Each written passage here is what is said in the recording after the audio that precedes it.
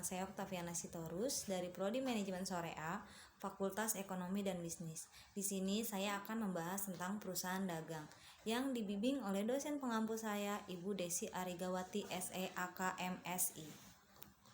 Perusahaan dagang. Apa itu perusahaan dagang?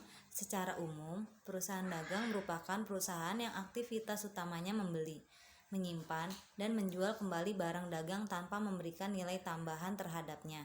Yang dimaksud nilai tambahan berupa mengolah atau mengubah bentuk atau sifat barang sedemikian rupa sehingga memiliki nilai jual yang tinggi. Perusahaan dagang bisa dibedakan dari jenis lain dengan melihat ciri-ciri khusus yang melekat dalam suatu perusahaan dagang. Ciri-ciri perusahaan dagang sebagai berikut. Pendapatan utamanya berasal dari penjualan barang dagangan, biaya utamanya berasal dari harga pokok yang terjual dan biaya usaha lainnya. Dalam akuntansinya terdapat akun persediaan barang dagangan sebagai perantara antara produsen dan konsumen, antara barang yang dibeli dan barang yang dijual sama atau tidak ada perubahan. Tujuan utamanya mencari laba dengan cara menjual dagang dengan harga lebih tinggi dibandingkan dengan harga belinya.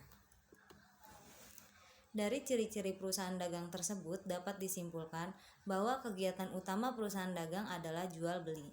Siklus akuntansi perusahaan dagang adalah proses membuat laporan keuangan perusahaan dagang pada suatu periode tertentu. Pada umumnya, siklus akuntansi perusahaan dagang selalu dimulai dari transaksi sampai pada pembuatan laporan keuangan perusahaan yang dilanjutkan dengan adanya saldo yang ditutup dengan jurnal penutup sampai pada jurnal kembali. Untuk siklus lengkapnya adalah sebagai berikut. 1. Mencatat transaksi di jurnal umum. Mencatat semua transaksi di jurnal umum adalah langkah pertama dalam siklus akuntansi dan digunakan untuk mencatat semua transaksi bisnis dan peristiwa dalam sistem akuntansi. 2. Mencatat di buku besar pembantu. Setelah entry jurnal dibuat dalam jurnal umum, selanjutnya entry ini harus diposting dan ditransfer ke akun buku besar. Ini adalah langkah kedua dalam siklus akuntansi perusahaan dagang. Tujuan perjurnalan adalah untuk mencatat perubahan dalam persamaan akuntansi yang disebabkan oleh peristiwa bisnis. 3. Membuat neraca saldo belum disesuaikan. Neraca saldo yang belum disesuaikan adalah daftar semua akun bisnis yang akan muncul di laporan keuangan sebelum entry jurnal penyesuaian akhir tahun dibuat. Itulah sebabnya neraca saldo ini disebut tidak disesuaikan. Ini adalah langkah ketiga dalam siklus akuntansi. 4. Jurnal penyesuaian. Jurnal penyesuaian adalah entry jurnal yang dibuat pada akhir periode untuk mengoreksi akun sebelum laporan keuangan disusun. Ini adalah langkah keempat dalam siklus akuntansi. Ada 3 jenis entry jurnal penyesuaian sebagai berikut.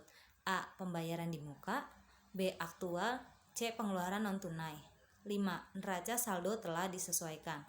Neraca saldo setelah penyesuaian adalah daftar semua akun perusahaan yang akan muncul pada laporan keuangan setelah jurnal penyesuaian akhir tahun dibuat. Mempersiapkan neraca saldo setelah penyesuaian adalah langkah kelima dalam siklus akuntansi perusahaan dagang dan merupakan langkah terakhir sebelum laporan keuangan dapat diproduksi. 6. Membuat laporan keuangan. Menyiapkan laporan keuangan umum termasuk neraca, laporan laba rugi, laporan laba ditahan, dan laporan arus kas adalah hal yang paling penting dalam siklus akuntansi karena merupakan tujuan dari akuntansi keuangan. Dengan kata lain, konsep pelaporan keuangan dan proses siklus akuntansi difokuskan pada penyediaan informasi yang berguna bagi pengguna eksternal dalam bentuk laporan keuangan.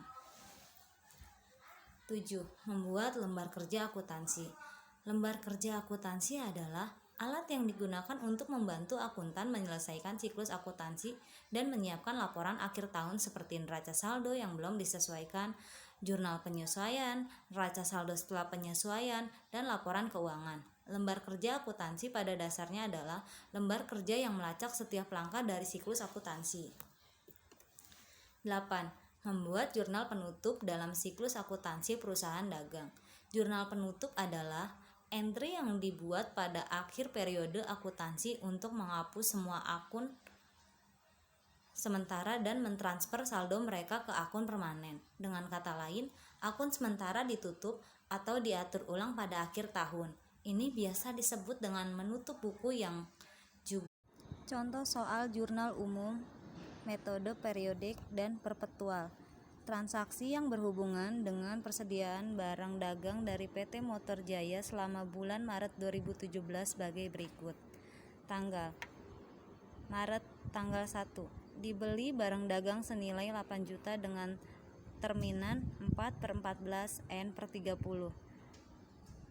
Maret tanggal 3. Dijual barang dagang 4.500.000, diterima tunai 20%-nya, sedangkan sisanya dengan syarat 2/10 N/30. Beban pokok yang dijual 3.800.000. Penjualan dilakukan kepada Civi Adil. Maret tanggal 4. Dikeluarkan nota debit untuk barang yang dikembalikan sebagian atas pembelian 1 Maret yang lalu, yakni senilai 500.000. Maret tanggal 5. Dibayar ongkos angkut atas barang yang dibeli senilai 80.000. Maret tanggal 7. Dibeli barang dagang 5 juta, dibayar tunai 2 juta, sisanya dengan termin 2/10 N/30. Maret tanggal 8. Dikeluarkan nota kredit untuk retur sebagian barang, yakni senilai 200.000 dari penjualan kepada Civi Adil. Beban pokok penjualan sebesar 168.000. Maret tanggal 10. Dijual lagi barang dagang seharga 6 juta dengan termin 2/10 N/30. Harga tersebut sudah termasuk laba kotor 20% dari harga jual. Maret tanggal 13. Diterima berkas dari debitur Civi Adil atas penjualan yang lalu. Maret 15. Dibayar berkas kepada debitur atas pembelian 1 Maret yang lalu. Maret 17. Diterima kembali sebagian barang yang dijual pada 10 Maret, yakni sebesar 1 juta. Maret 20. Diterima berkas atas penjualan 10 Maret yang lalu. Maret 25. Dibayar utang kepada kreditur atas pembelian 7 Maret yang lalu. Maret 29.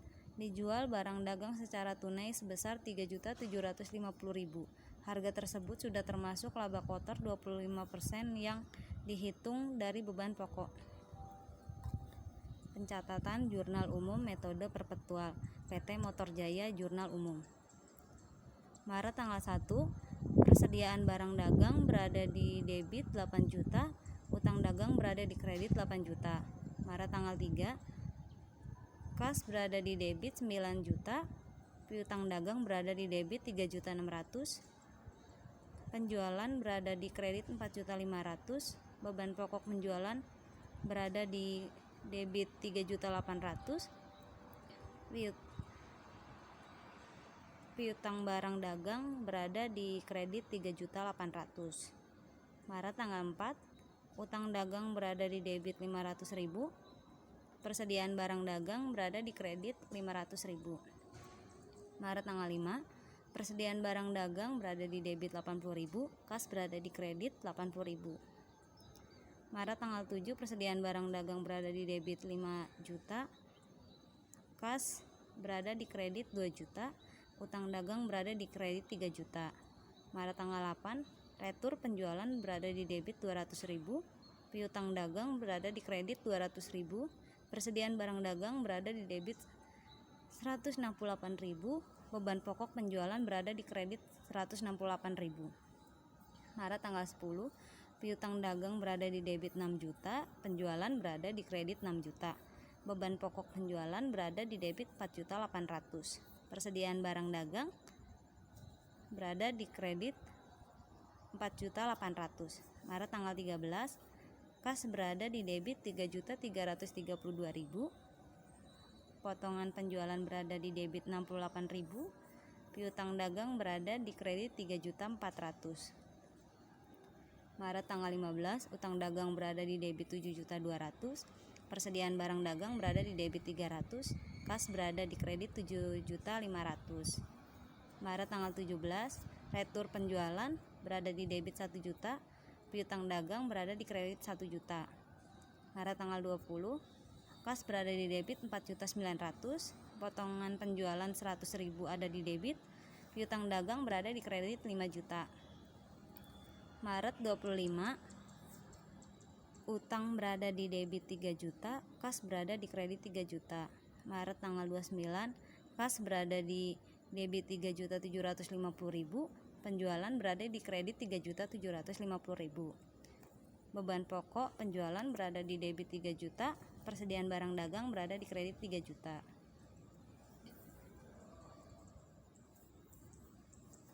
Total di debit 59.698.000, total di kredit 59.698.000. Sekarang menggunakan metode periodik. Maret tanggal 1, pembelian berada di debit 8 juta, utang dagang berada di kredit 8 juta. Maret tanggal 3, kas berada di debit 900.000, piutang dagang 3.600.000, penjualan 4.500.000, utang dagang 500.000, return pembelian 500.000. Maret tanggal 5, beban ongkos angkut 80.000, kas berada di Maret tanggal 5, beban ongkos angkut berada di debit 80.000, kas berada di kredit 80.000. Maret tanggal 8, return penjualan berada di debit 200.000, piutang dagang berada di kredit 200.000. Maret tanggal 10, piutang dagang berada di debit 6 juta, penjualan berada di kredit 6 juta. Maret tanggal 13, kas berada di debit 3.332.000, potongan penjualan 68.000, berada di debit, piutang dagang berada di kredit 3.400.000. Maret tanggal 15, utang dagang berada di debit 7.500.000, potongan pembelian berada di kredit 300.000, kas berada di kredit 7.200.000. Maret tanggal 17, return penjualan berada di debit 1 juta, piutang dagang berada di kredit 1 juta. Maret tanggal 20, kas berada di debit 4.900.000, potongan penjualan berada di debit 100.000, piutang dagang berada di kredit 5 juta. Maret tanggal 25, utang dagang berada di debit 3 juta, kas berada di kredit 3 juta.